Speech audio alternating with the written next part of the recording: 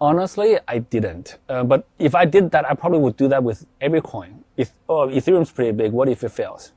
Bitcoin's pretty big. What if Bitcoin's bigger? What if it fails, right? So if you look at the top 10, you can say that to everything.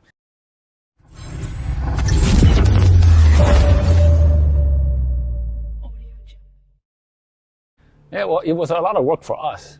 We had to prepare the new wallet, make sure it works, test it, pause deposit withdrawals an hour before, do the upgrade, make sure everything works, and yeah, it's actually a big operation for us. Yeah, pretty much. Otherwise we wouldn't let it happen, because if we think the wallet's not going to work, then that's a huge problem. So yeah, so we thought it would be smooth. I think it's very important, but I don't think it's a fundamental change. There are other blockchains that are POS already. There are other blockchains that are staking, deflationary, etc. So I think all of this is important, but it's not like earth moving. But it's definitely progress in the right. It's definitely progress in the right direction. I think what will be earth moving is when the fees drop, when the sharding kicks in, when they can go live with sharding. That's a much harder problem to solve. So I'm really looking forward for them to solve that. I think proof of work is fine. I think proof of work. I think this whole Bitcoin is not energy efficient. Is using too much energy. It's just complete misinformation and misconceptions. It's just because we can measure the amount of energy that Bitcoin uses. But if you try to measure the amount of energy banks use, out of the buildings, the downtowns.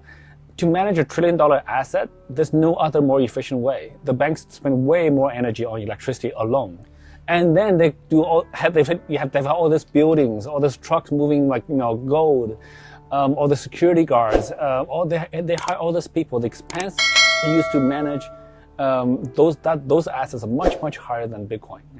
So I think there's two things. There's the centralized businesses, which will have to be fully compliant. There's no other way. And they will have to strictly observe sanction rules, implement them fully. That's the centralized businesses. And the centralized businesses will have to implement sanction list, including addresses that are on the sanction list. These centralized protocols, I think when those kind of rules become more and more strict, I think Binance, we probably would not run an Ethereum validator. There's not a whole lot of benefit. So then the government can chase those other guys who are running validators. They can classify those as centralized businesses if they want to. But then those things may or may not be in one country, right? They may be in Russia, in China. There may be guys running those nodes. And we don't have to make that decision today. We're not saying we're doing this or that. But today we're not running an Ethereum node, all right? So so we're not involved in that. So I think for Binance.com, we're busy with getting our regulatory licenses, etc. We don't need to get involved in that. Businesses that want to run validators may not have the centralized exchanges. They may or may not even be centralized businesses. So we'll see. I don't know how it's going to play out. No, I don't think we solved the layer one problem. It's like the internet, right? So it's like cable companies. Have we solved the cable company problems? I don't think so. Not even today. We can still get faster speed. We can get 10x faster. I still have to wait for hours to download stuff. Well, not hours. It depends a long time to download stuff. We still don't have like full 4K, 5K, 40K, 400K, high fidelity virtual environments. All of this stuff we still don't have. So the capacity of the infrastructure can always increase. So we move from telephones to cables to fiber. We can still move more. 5G is coming, or 5G is mostly here. There will be 6G. So we're not done. In technology, you're never. I'll say it this way. I think today I don't see one blockchain solving all layer one problems today. To be honest, if layer one is really good, we shouldn't need layer twos, right? So we should be handling 100 million transactions per second. Then we probably don't need layer twos for a while. And we're nowhere close to that. Even including BNB chain, they're not there. Actually, so based on the situation you described, I wouldn't go for the most promising. I would actually go chase the hardest problem, which today I think is the wallet. The wallet? The wallet. Why is that the hardest problem? I think that's the main blocker for mass adoption. for DeFi adoption. So today, DeFi protocols are fine. They're very easy to use. You connect your wallet for the people who know how to use their wallet. Then you just trade. It's order book. It's very simple. No KYC, no AML. It's very simple. But today, most people cannot store their private keys securely. The wallets require them to be technical. Your computer cannot get a virus. If your computer gets a virus, there's all kind of problems that will happen. You will lose your money.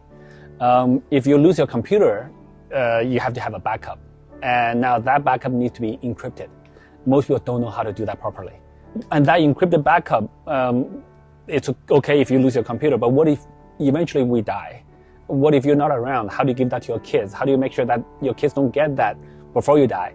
That problem is not solved. For these reasons, most people today still prefer using an email, a password, and call customer support. They still want to use a centralized exchange. If I have no financial pressure, I would want to solve the most difficult problem that's blocking adoption. That'd be the problem I would try to solve. Oh, I don't know. I haven't thought about it. I usually try to solve one problem at a time. Today is Binance, so I'm still busy with the centralized exchange part. I'll tell you something. To be honest, Binance.com is the biggest bridge. Okay. Right. So because when you want to move from one asset from one blockchain to another, guess what? The easiest way is to deposit into Binance, trade to the other coin, withdraw on the other blockchain. So we process way more than like decentralized bridges because most people don't as you said, they're cumbersome to use, and then actually they also have security problems. So I think cross-chain is very important. But it's a difficult problem to solve. But I think over time that will get better. But from my perspective, I don't think that's the most urgent problem. I don't think that's the highest impact problem to solve, because we still have centralized exchanges that facilitate that. I think the wallet problem is the bigger blocker for mass adoption for DeFi. I think DeFi itself is totally fine.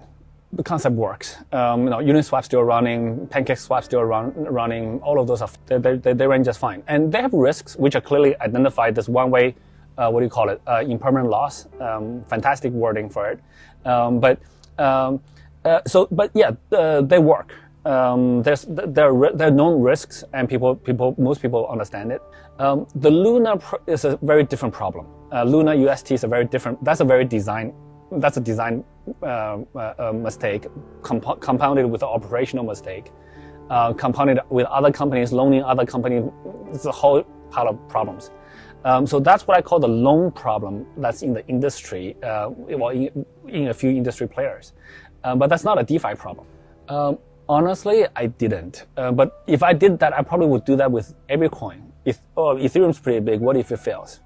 Bitcoin is pretty big. What if Bitcoin is bigger? What if it fails, right? So if you look at the top 10, you can say that to everything. But if I had the foresight to know this is a particular one that has a huge risk than the other ones, I would have done something. Of course, I wasn't that smart, and most other people wasn't. Hindsight is much easier. So it's pretty interesting, right? So we paused trading for Luna, and guess what? We got a lot of complaints from users who wants to buy it. And we said, look, we deem this as high risk. They said, look, you're the platform. You should provide access. You don't tell us you don't tell us what to buy, what not to buy. If you prevent us from trading it, then you're causing risk for us because the price may move on other platforms. We're like, do you know Luna is being printed at exponential rates? There's now like 1,000x more Luna than there were like a couple of days ago. They're like, yeah, we understand that. We can handle we can handle the loss of money, but you can't stop us from trading. So you get all kind of different, perspectives from a platform. So what we learned is, we only pause trading when the blockchain stopped functioning. Yeah. Right. So there's no deposit withdrawals anyway. So, but we learned is that there's a few different aspects. The best protection is to always provide a neutral market. So especially after we listed, when something happens, especially during critical periods where things are crashing, stuff like that, you absolutely should not pause trading. There's people who want to get out. There's people who want to get in. They are scalpers or whatever you call them that want to get into this high risk assets because they want to take that high volatility. They want to shoot for the upside, and they're okay with losing some money. So as a platform, once we list something, it's actually very hard to stop trading of it. Especially during volatility times, we need to make sure our system's up, our trading is well functioning. Yeah. The other side about protecting users is education. We need to make sure that the information disclosure is full. We added pop-up warnings about risks. This is a high-risk asset. Confirm you want to trade it. Confirm again. Confirm a third time, and take a quiz. And okay, fine. Now, then it's your problem. Yeah. So the education part is really important. The notice part is really important. Once after we do that, look, if a guy still wants to trade, if we block the guys who, when it's crashing, the guys who want to sell, they couldn't sell. We're protecting one side, but we're always hurting the other. We shouldn't get involved in that. We're not traders. I don't even know what decision to make. I can't even. Nobody knows if it's going to fall further or going up. Like, we can't make that decision for our users.